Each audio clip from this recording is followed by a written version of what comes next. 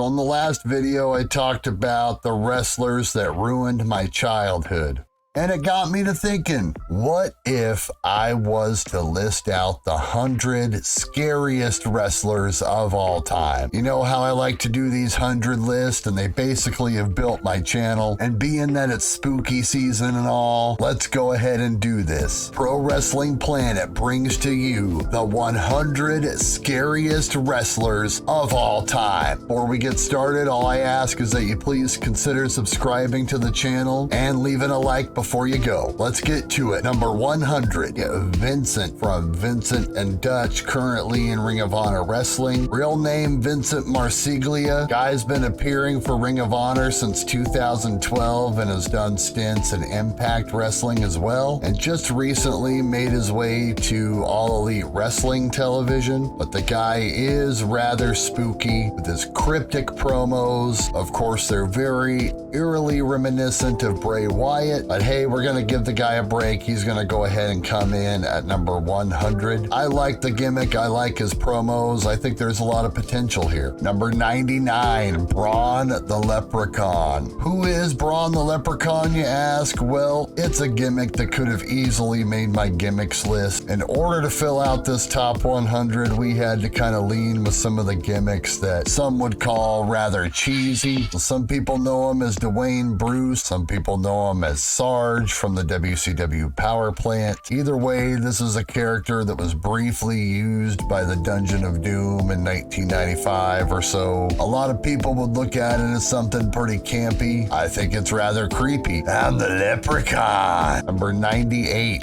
Damian 666. I mean, come on, his name is Damian 666. I mean, what else do you gotta say? I mean, Leonardo Carrera Gomez, a Mexican luchador who's literally worked all over the world, in America, in Japan, etc. MW, ECW, WCW, you name it. Scary face paint, scary name. He deserves to be in the list. Number 97, Dexter Lumis. We first come to know Dexter Lumis as Sam Shaw in TNA Wrestling. Cut his teeth on the indies for 3 years before getting a shot with Impact Wrestling, or TNA Wrestling as it was known as at the time, but now it's going to be TNA Wrestling again. Anyway, TNA Wrestling. His time with TNA was kind of rocky. He was kind of sent back and forth between TNA and the development territory at the time, which was Ohio Valley Wrestling. And in 2015, he found himself back on the indie circuit, and he grinded the indie circuit for 4 years before finally getting a shot in WWE as part of NXT, as a part of this Dexter Lumis character. The gimmick was that Lumis had scary, lifeless eyes and would kind of creepily stalk people with those eyes before physically confronting them. Did the NXT thing, got released, was then brought back to the main roster 2023. His future status with the company is up in the air at this current moment, from what I understand. Number 96, Loch Ness. Like the Loch Ness Monster, get it? Born by the name of Martin Austin Ruane. This guy was mainly a British wrestler known as Giant Haystacks. This dude at one point weighed in earnest of 678 pounds. His lifetime of work on the heavy frame left him with knee problems and other complications, and by 1996 he was suffering pretty badly when he gets a call from WCW to come in and be Loch Ness. You know, like the Loch Ness Monster. He, like Braun the Leprechaun, was brought in as a random member of Kevin Sullivan's Dungeon of Doom to combat Hulk Hogan. This wasn't much outside of a few appearances, and very sad to note that actually, apparently, part of the reason why his run was cut short is because he was diagnosed with lymphoma. At that point, he returned back to Great Britain, which was his home, and then he died 2 years later in 1998. Number 95, Mantar. Mantar was better known by his mama as Mike Halleck. Halleck started wrestling in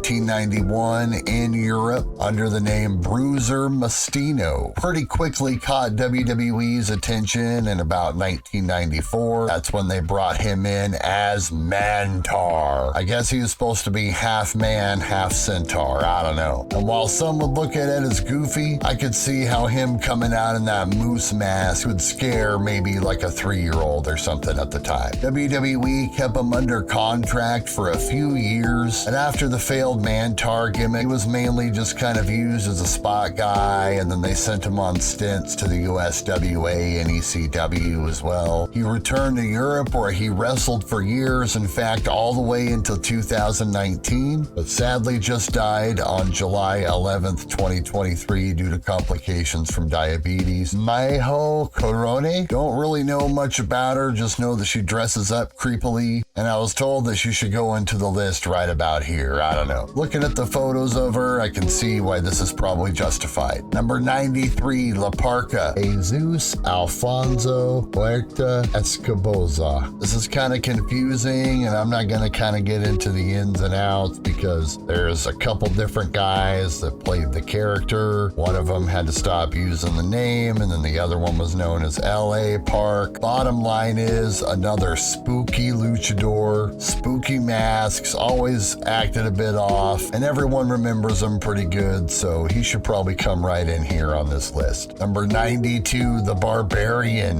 No, not Conan the Barbarian. I'm talking about Sione the Barbarian. Not gonna try to pronounce the rest of his name, so don't get on to me about that. He actually started out as being called Conga the Barbarian when he debuted in 1984. In 1987, he settled into the WWE as part of the Powers of Pain tag team and became known as just the Barbarian. At the tail end of that, in the early 90s, he was transitioned into a singles wrestler, a brief stint with WCW, then back to the WWE to be one of the head shrinkers, and back to WCW again to be one of the faces of fear with Ming. So a lot of different places, a lot of different ways this guy used to scare us. And apparently from what I can see, he still works from time to time. So there's that. I mean, if what I'm looking at right here is a semi-recent picture of him, he's 65 and he looks like he's in incredible shape. Number 91, Oz. In 1991, the Kevin Nash was presented with was more than likely the worst gimmick he had in his entire career. He was presented with Oz, as in the Wizard of Oz. You see, this dude would literally come out in a cape and in a wizard mask with silver hair and the hat and the whole thing. The wizard mask was very stoic and weird because it didn't move. I don't know. Take a look at this. Tell me it's not scary. Didn't help that they had a monster that they booked to lose a whole bunch, so it was hard to kind of take him seriously. And interesting thing to note, something I just learned, is apparently he even took this gimmick to Japan at one point, albeit briefly, so that would have been some interesting stuff to see. Maybe someone can let me know down in the comments whether they could confirm or disconfirm that. That's the first 10. Who else are we gonna have on our list? There's only one way that you can find out, and that's by making sure you're subscribed, brother, to Pro Wrestling Planet, brother. So subscribe, hit that bell, leave a like on your way out. I'm excited for us to march our way all the way to the number one scariest wrestler of all time. There's plenty more to see, so keep it locked. We'll see you next time right here on Pro